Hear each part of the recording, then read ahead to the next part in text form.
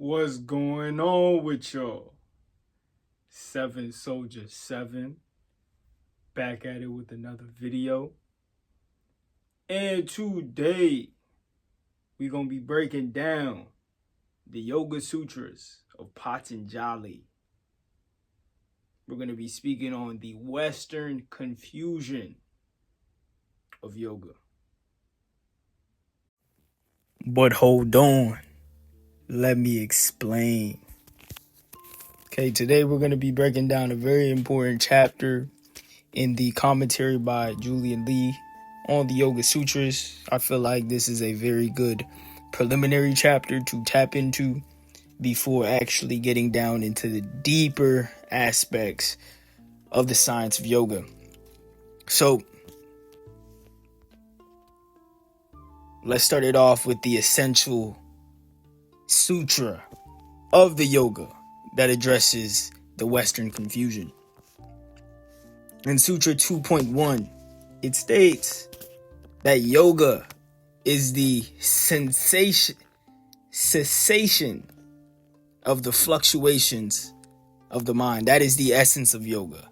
The sensation, sounds like I'm saying sensation, but I'm cessation. The cessation of the fluctuations of the mind. That means the stilling of the mind. But if you observe yoga of America, what Julian Lee likes to call Western body yoga, this aspect of mind control, of mind stilling, is non-existent. Okay, if you go to any yoga teacher in your city, they most likely don't know the Yoga Sutras from a fucking shit on the ground. Okay, they don't know it. They associate yoga with flexibility in how you can move your body. Okay, it's a very material, physical, dense way to view yoga. Now, the body does have a nature in yoga, as said in the sutras, right? But the way these sutras mention body and posture in yoga is not about poses, okay? It's about your body posture in meditation. One of the sutras, it states that your body should be steady and comfortable. Okay, it doesn't mention that your body should even be erect and stiff and straight. It just says you should be comfortable. In this comfortable state of being, you could forget the body and truly tap into higher aspects of consciousness. You have to understand that it is the body that ties you down to these planes, to these material planes, which is not bad. But you have to understand what is your goal. And the goal of yoga is samadhi. In order to do that, you have to have your consciousness go inward. Okay, when your consciousness is external, your energy is moving outward. It's going low.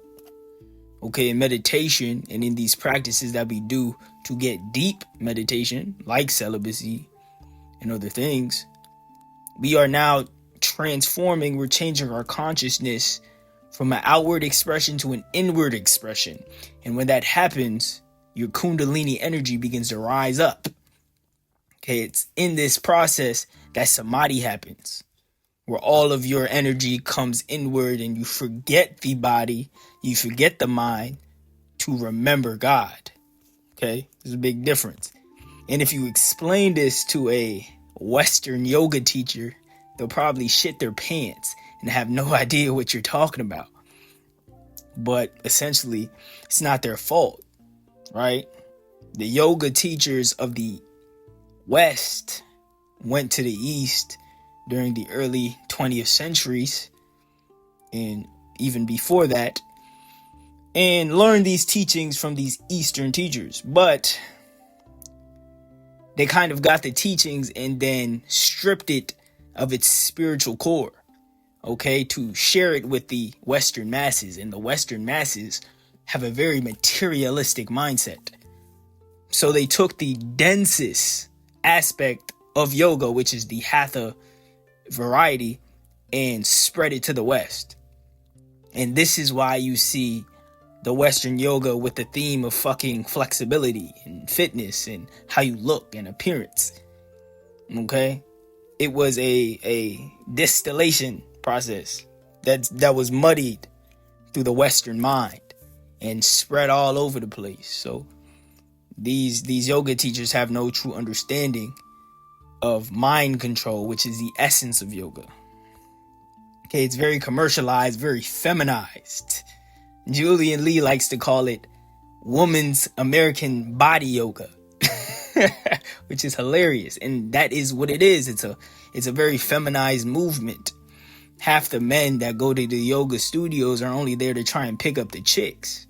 Okay, the essential practices of yoga, which is culminated in 3 things. We got austerity, which includes celibacy. Austerity like solitude, fasting, silence, practices like these that build tapas, which build that inner fire within you to burn away karmas. That is austerity.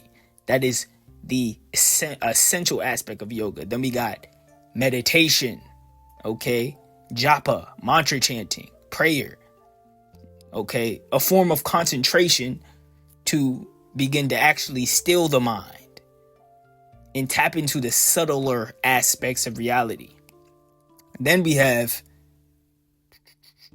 devotion to truth, devotion to God, devotion to self-realization. It's these 3 things that are yoga. In unison make yoga. You go to a yoga studio down the block and these motherfuckers are trying to touch their toes and shit, wearing yoga pants, showing off their ass, right? They have no true understanding. There's no balance. Okay?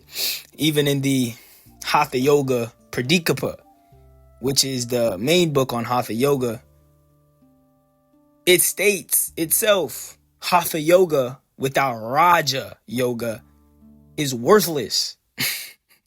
Okay, Raja Yoga is the yoga of action. This is the yoga that Patanjali speaks on in the Sutras. It's about action, okay, austerities, okay, actually putting in the work to still the mind to a state where you realize the self. These are the essence of the practices, right? You could do poses and shit all day, but if your mind is still chaotic, no real yoga is happening. So when you understand the main point of yoga, you can see through the bullshit that is being taught today. The real goal is samadhi, absorption into pure consciousness, where you realize the self. And that is what ends suffering. The reason why you suffer right now is because you don't know who you are. You don't know your essential nature. So everything you're doing is adharmic to you because it's not you doing it. It's your programming. It's not you. But once you travel up the right-hand path, up your spine, and realize this, your godhood, your nature, now you could live out your dharma because you're being who you actually are. You understand? This is the goal of yoga, the end of suffering. But when you see the practices like the ascetic practices like celibacy, like meditation, like fasting, like ridding yourself of vices, you see these things and you think, this ain't life affirming. What are we doing here? We're all the pleasures that from sex and drugs and shit like that, I'm just gonna stop. But yoga wants you to tap into higher pleasures. Okay, these lower pleasures that everybody's focused on are short term. They have no lasting effect. Okay, they're here 1 second, gone the other. The pleasure of yoga, Satchit Ananda, truth consciousness bliss. The pleasure that you gain from practicing yoga is a pleasure that lasts, because what is real is eternal. Yoga is real. It's eternal. Your nature, who you are, is forever. We're trying to realize our eternal nature. Yoga is the way to do that. Does this sound like the woman's body yoga of today? No. You understand, the body follows the mind. Patanjali understood this. The body follows the mind. It's not the other way around. Once you gain control of the mind, the body becomes its plaything. Right? So when you're thinking you're doing the fucking lotus pose and shit, that your mind is being controlled, that's not the case. Okay, you could have the cleanest lotus posture, but if your mind is still running rampant, where's the yoga? If you're not working in that lotus position to still the mind, there's no yoga going on. Okay, you master the mind and the bodies follow naturally. Right? I want to talk about where the actual asanas and various different mudras actually stem from. What is the origin? Julian Lee explained this very beautifully. Okay, these asanas, these mudras, are representation of the activation of Kundalini Shakti. Once the Kundalini energy begins to rise, like I said, when this energy begins to go inward instead of outward, through the various practices of yoga, it begins to rise up your spine. And through this experience, certain things begin to happen. Julian Lee explained multiple explanations of this, of him and his various students, as they would get deeper in meditation, in chanting and different practices, that during these practices, their bodies would just unconsciously move. Right? Julian Lee explained when he was doing a certain chant that out of nowhere, his body would make these certain patterns, these certain rhythmic patterns. He would go in certain positions, and his hands would do different signs and symbols, and he didn't know what the fuck was going on. Right? He thought they were a distraction from his meditation. Right? He didn't know about the various asanas and mudras, but he was doing these. Right? But he began to study and research and actually see what the fuck was going on, and he realized that he was actually doing all of these asanas and different mudras spoken about in these yoga books. Okay, and he began to understand that this is actually where these practices, these various asanas and mudras stem from. They came up from an activation of Kundalini energy within you. Okay? These postures originally came from spiritual awakening, not the cause of it. Notice, he didn't go into these postures trying to reach a specific state. He reached a specific state, and the postures came from that. Okay? As you go deeper into meditation, these things will come apparent. You'll start to actually experience the things that the sages spoke about. Right? So always remember that before you start working on contorting your body into a pretzel. Let's untie the knot of your mind first. Ooh, that was a bar. Okay? Yoga is essential religion.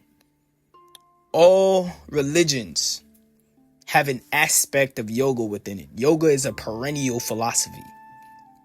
It is timeless. Okay? Each religion is mostly the mystical schools of these religions. They have yoga embedded in it. What did I say yoga was? Yoga is the practice of austerities, meditation, and devotion. For example, if you look at the Catholic or Christian monks, they are practicing yoga at its finest form, okay? They're celibate. They practice celibacy. There's an understanding that this energy is what propels you towards spiritual awakening. Okay? These monks, they're practicing solitude. Okay, they're not engaging in the actions of worldly people, because it's these actions that continue the fluctuations of the mind. It's these actions that continue to increase your karmas, and it's your karmas that you must shed in order to realize the self.